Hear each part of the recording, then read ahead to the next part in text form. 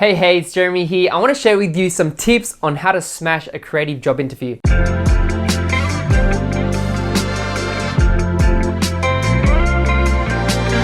So back in the day when I was applying for jobs and things like that, I got a job at this place. It was for actually an internship, and I ended up doing freelance work with them later on and got offered a job and things like that.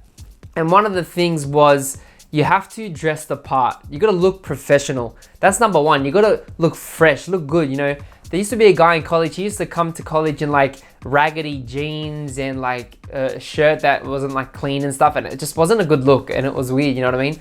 I try not to judge him, but it's like people judge by the outside cover, which is true. So when people look at you, when you come into that place or that building, they're gonna see like, oh, is this guy professional, or does he look like a lazy person? You know, whether you're a male, female, whatever, they're gonna look at you and perceive like what type of person you are. So personally, I always wear button-ups.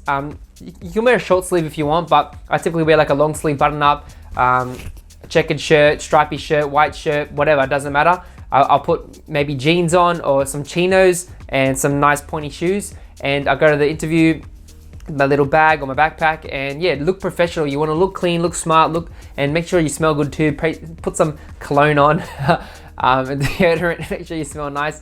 But yeah, that's number one, look professional. And because people perceive someone, it's actually, I read a stat once that if someone who wears a button-up shirt, people perceive them as more successful, and they typically relate them with an entrepreneur or a business owner, which is actually an interesting fact. So yeah, always remember, you know, look fresh, look important, look professional. Number two is you want to prepare. So they're going to ask you questions. They're going to ask you things like, oh, why do you want to work here? What's your experience? What type of work have you done before? What are you flexible? Things like that. So they're going to ask you questions. So you're going to be prepared. And sometimes they might ask you like a trick question, or they might ask you things about the company, like, oh, do you know about this? Have you seen, like, you know? So you got to research, look at the website, look who works there, go on LinkedIn, stalk the people in the job profile and the people profile to see who works there.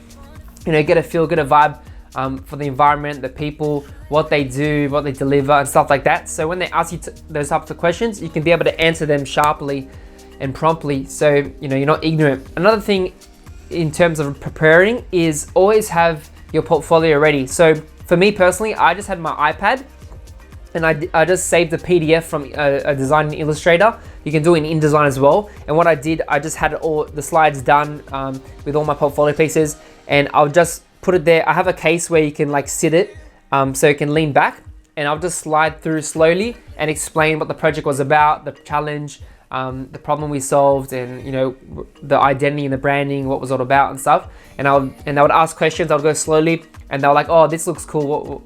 Like, was this a client project or a personal project, whatever. And for me, that was easy. If you don't have an iPad, you want to get one of those nice folders.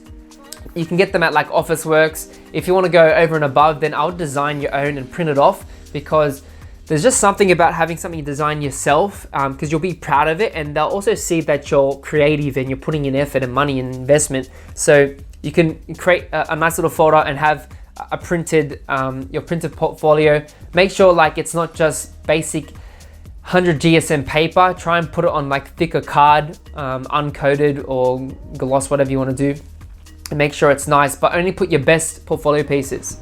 And that brings me up to number three, only show relevant work. So if you're going to a branding agency that focuses maybe on food and restaurants and the food industry, then only show, you know, the packaging and the food design stuff and the identity design for food and restaurants.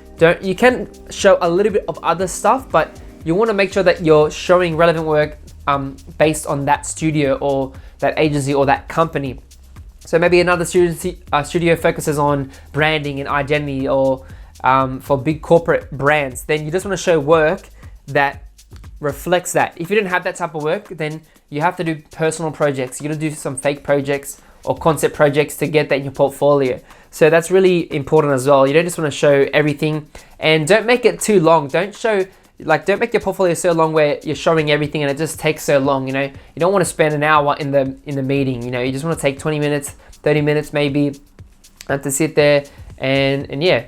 Another thing as well is that you want to be able to ask questions at the end. So whether it's about, you know, the salary package or the benefits or the culture, or the flexibility or the type of work or type of clients, those type of topics you can ask at the end. So prepare a few questions to ask, because if you don't ask questions, they seem like, oh, maybe he's not interested, or maybe like they're not confident. So it's good to have a couple questions where you can ask them and just be bold about it. Like, you know what I mean? It's an interview, so most likely there's other people applying for the job, but have the mindset that like, no, this is my job, I'm gonna get this job. Don't think like, oh, whatever. Put in the best effort you can in that interview, as much as you can. So those are just a few tips. There's plenty of other tips out there, but yeah, those are some tips I've learned when I've gone to interviews. But yeah, the biggest one is be prepared. So yeah, hope this was helpful. Let me know if these tips are helping you guys out. Hit the likes button, hit the like button, so hit subscribe, and also hit the bell as well to get notifications on when my videos come out every week. Thanks guys for watching, appreciate you guys, and I'll see you in the next video.